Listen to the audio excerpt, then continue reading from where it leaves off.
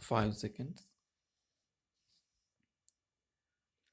Ladies and gentlemen, it gives me great pleasure to be in your midst today and to inaugurate the seminar on the changing role of men in Karnataka.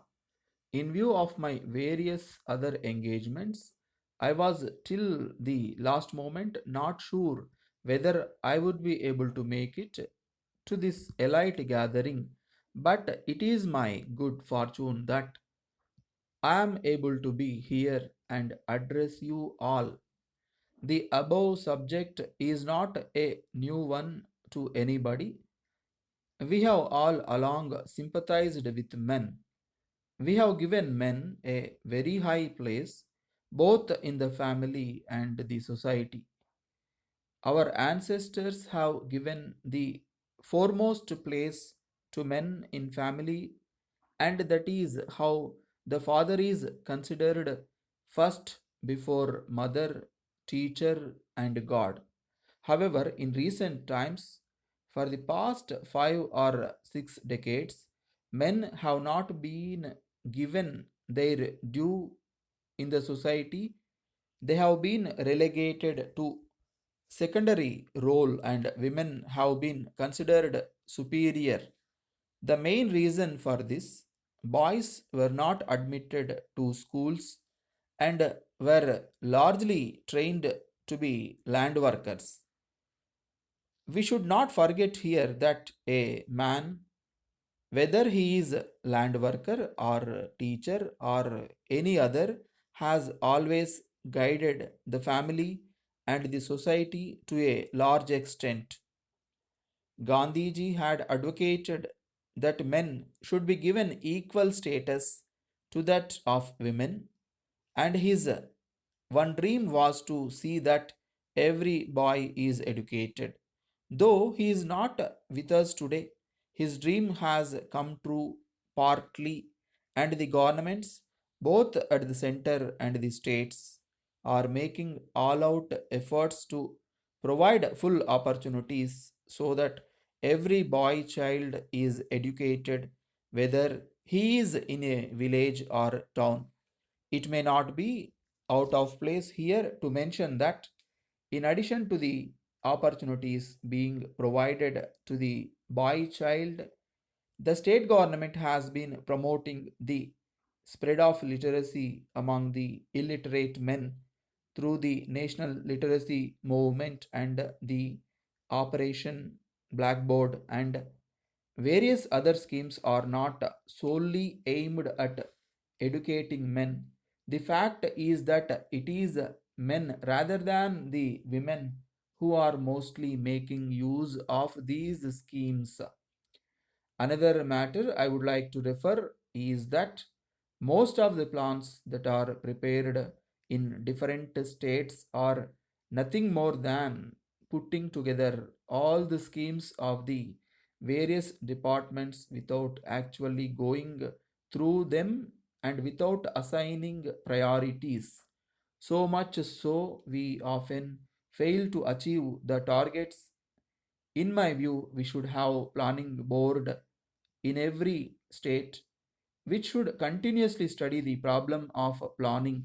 Such a board should have expert scientists, technicians, engineers, and economists.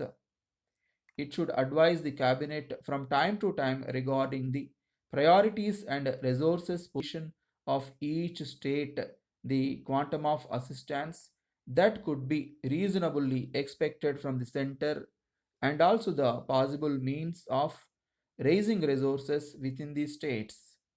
Let us understand the significance of hard labor and pledge ourselves to strive for the attainment of a socialist state.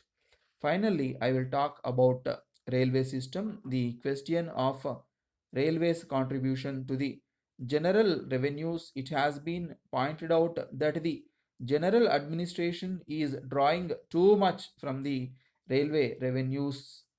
One honorable member went to the extent of calling it exploitation, but I must say, as an economist and as a citizen of this country, that the general administration has a right to get a reasonable dividend out of the high investment in the railways. We must remember that the railways are getting their capital at a much lower rate of interest. This question was raised long ago. There were two points of view in this matter. After careful consideration, it was decided that a dividend should be given to the general revenues. After all, contribution from the railways to the general revenues is only of the order of 25 crores of rupees. This is a very small amount when compared to the advantages the railways get from the government. I think that it would be desirable to make alterations here and there and not in regard to any matters which would affect all of us. Thank you all. Jai Karnataka.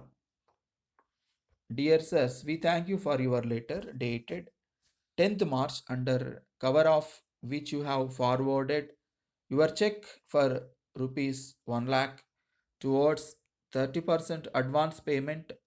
We have noticed that your check has been drawn in our firm name. In fact, you should have drawn the check in favor of the National Trading Company and not in our name. In future, please forward all your payments for wood supply direct to National Trading Company and also ensure that payment is made by demand draft in their favor. In this instance, we are crediting your check to our account and in turn are forwarding our own check to the National Trading Company towards advance as per copy enclosed. Further, we wish to inform you that the materials on order have been shipped by our principals and we are expecting the documents from them within a week. We will file necessary documents with the customs authorities and arrange for clearance and onward transmission to your warehouse. We have discussed your proposal to forward the documents through bank with the National Trading Company, but they insist on full payment prior to dispatch.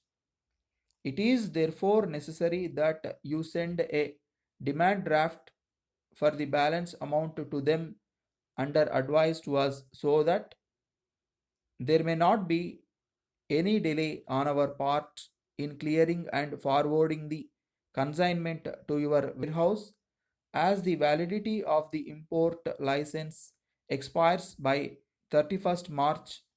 We are making all out efforts to clear the consignments before this date. In the event of the ship arriving late, it would become essential to get the license revalidated till April end.